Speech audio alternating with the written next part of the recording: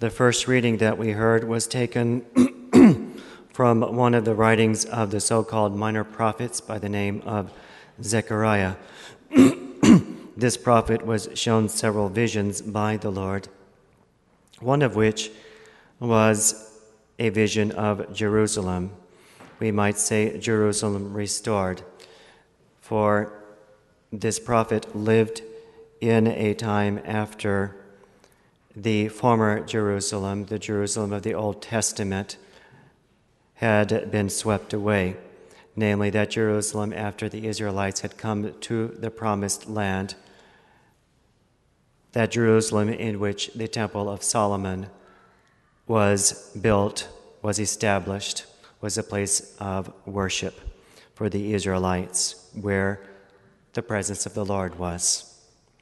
But this Jerusalem and the Temple of Solomon was swept away by Babylon in 587 BC. And for the remnant of Israel that remained, that had been exiled, that was not destroyed by the various calamities which befell the old Israel, it was a time of great disillusion, for it seemed to them that Jerusalem was not to be destroyed. However, the unfaithfulness of the Israelites themselves, this is what was behind the destruction of Jerusalem. The Lord is always faithful to his promises, but when he enters into a covenant with man, it then behooves man with whom the Lord enters into a covenant to keep his promises to God. If man keeps his promises to God, then man will be abundantly blessed by the Lord, beginning in this life, but fully in the next life. If man keeps not his promises before God, then there are consequences, and the greater offense that we give God, the greater punishment is due. So in the Old Testament, the destruction of Jerusalem, this was the ultimate, the destruction, as it were, of all their hope, all that they had hoped for, was swept away before their eyes. So complete was their repudiation of the Lord, however. That was the significance. But the Lord cannot be driven by human events. He is not one to be the object of contingent events. Rather, he is the Lord. He is the author of history. He is the one who writes the history books in the end. And it is by his goodness that any restoration takes place.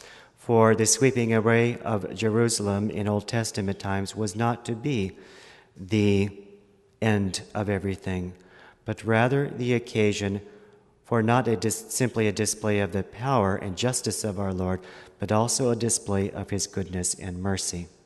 And so he presented a vision to this prophet Zechariah of a new Jerusalem, a Jerusalem that would be restored. But it was not intended to simply to be a restoration of what was from old. For the Israelites could not simply turn back the clock. This was not possible.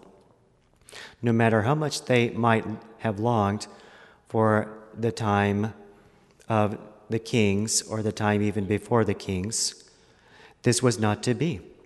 God did not simply have in mind to restore the old things. What he had in mind was something much greater. And so this Jerusalem signified something much greater as well, not just that earthly city, but what was to come.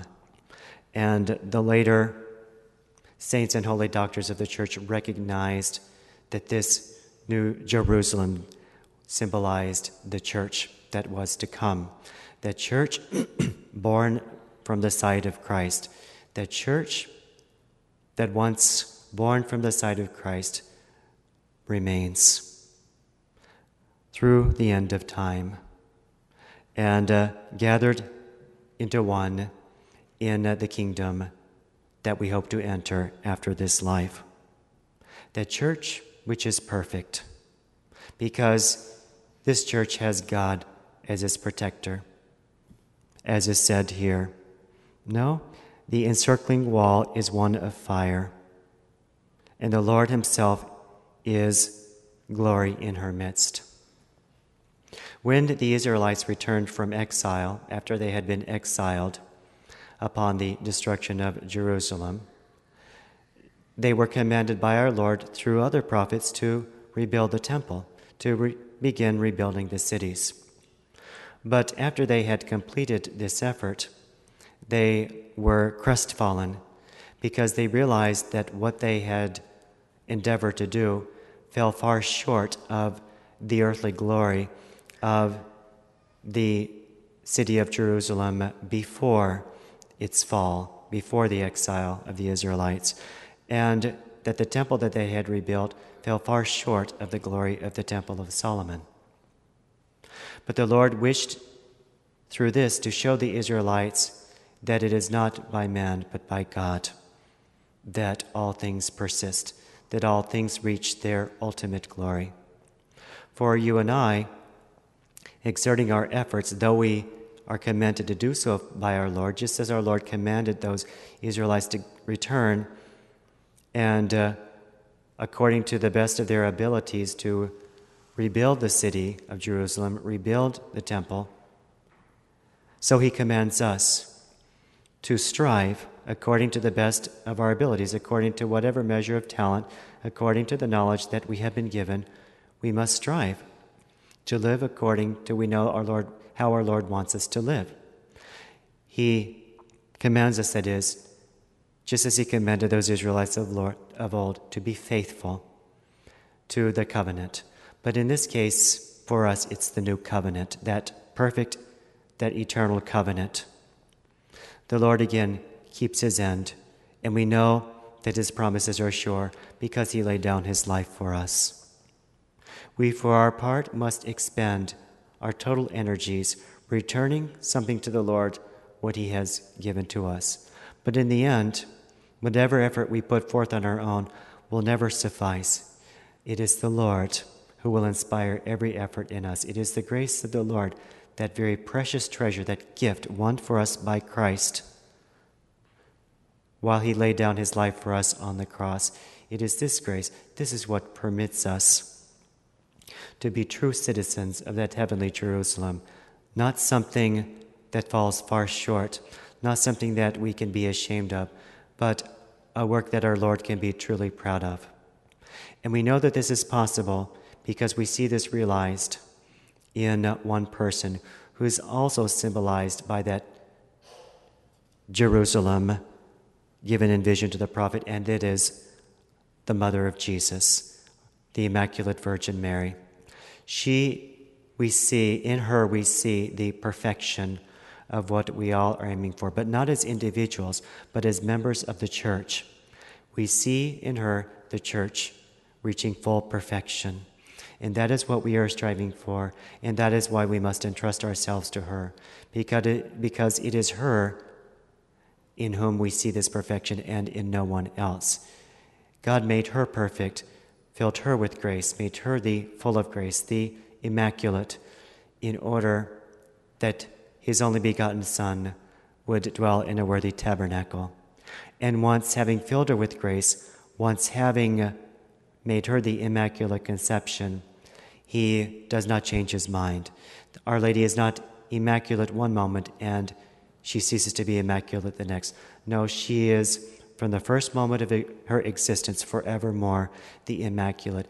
That guarantee, that seal of the sureness of the promises of God, that the dwelling place prepared by God for us is an everlasting dwelling place if we choose to cooperate, if we choose to be faithful.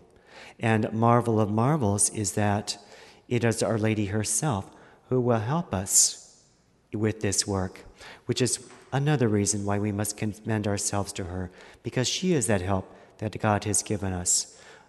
Of ourselves, we will accomplish hardly anything, but in Our Lady and acting as Our Lady, if we allow ourselves to be transformed into her, that dwelling place comes to perfection in us, so that Jesus, becomes pleased to dwell in us if we allow Our Lady to transform us, because he will find her in us, you see.